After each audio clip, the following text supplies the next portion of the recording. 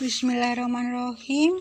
Assalamualaikum warahmatullahi wabarakatuh. Alhamdulillah ya. Bagaimana kabarnya saudara-saudara? Sehat? Bahagia? Senang? Alhamdulillah ya. Alhamdulillah, puji syukur pada Allah SWT karena karunia-Nya, maka kita akan belajar bersama-sama tentang hukum dagang. Saudara-saudara mahasiswa yang saya hormati,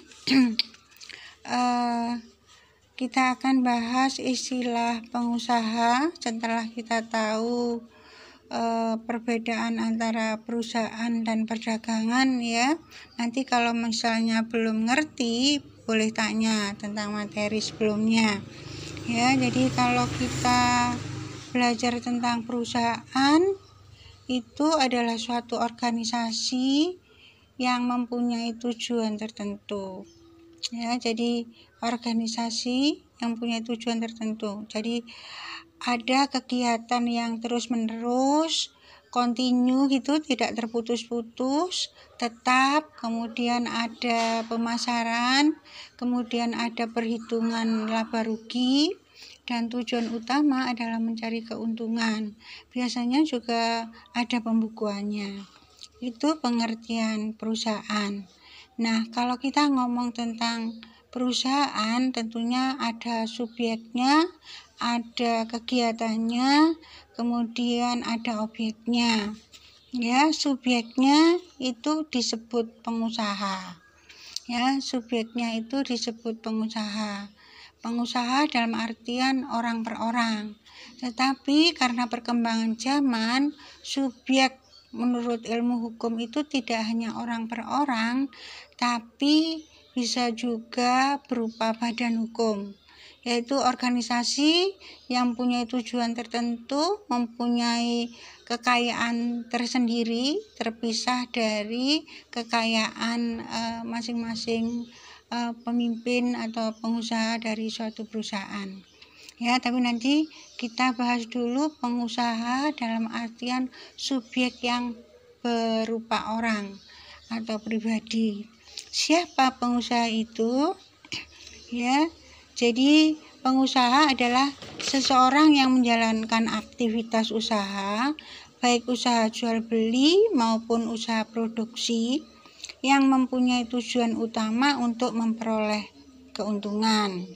Ya, selain untuk memperoleh keuntungan, juga pengusaha itu menanggung resiko yang mungkin saja akan terjadi dalam aktivitas usahanya. Jadi kalau kita ngomong pengusaha ini adalah orang yang mengoperasionalkan, orang yang memiliki sebuah perusahaan. Ya. Jadi kegiatannya apa? Secara luas itu menjalankan aktivitas usaha. Itu kalau saat ini macam-macam, bisa jual beli, bisa usaha jasa, kemudian sewa menyewa, ada apalagi? Ada kredit ya, dan lain-lain. Jadi aktivitas usahanya itu, pengusaha dalam artian subjek dari perusahaan itu lebih luas dibandingkan pada saat kita menggunakan istilah perdagangan. Ya, kalau perdagangan itu aktivitasnya hanya berupa jual beli saja, kemudian tukar menukar barang, barter ya. Dan ini di masa lalu ya, dengan dasar hukum KUHD, yaitu pasal 2 dan pasal 5 KUHD, dan itu sudah dihapus, diganti dengan istilah perusahaan. Jadi pengusahanya itu hanya perorangan, kegiatannya juga sangat sederhana, hanya jual beli, kemudian tukar menukar antara barang satu dengan barang yang lain sesuai kebutuhan masing-masing. Tapi kalau saat ini aktivitasnya lebih luas, itu bisa jual beli maupun usaha produksi. Usaha produksi ini apa? Kalau pabrik, perusahaan itu membuat produk, ya, produknya macam-macam ya. Bisa kosmetik, bisa makanan, bisa alat-alat pertanian, alat-alat pendidikan, alat-alat kesehatan, garmen, dan lain-lain ya. Jadi jual beli usaha produknya. Yang punya tujuan utama, diingat-ingat ya, perusahaan itu adalah mencari keuntungan. Ya.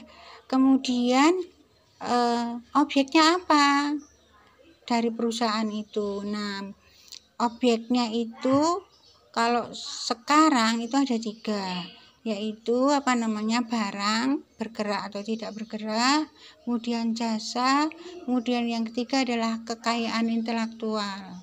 Ya, yang dipelajari pada hak kekayaan intelektual, mata kuliah tersendiri, kalau nggak salah 4 SKS itu ada 7 bidang.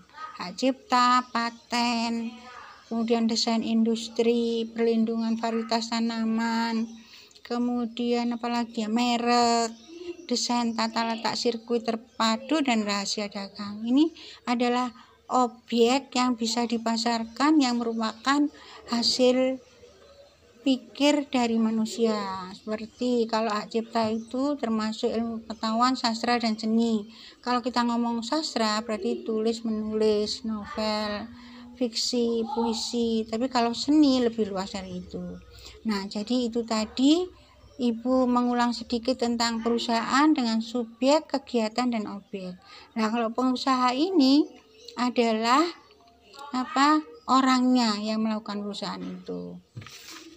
Sampai di sini dulu ya, nanti Ibu akan lanjutkan siapa pengusaha itu dan bagaimana kriterianya.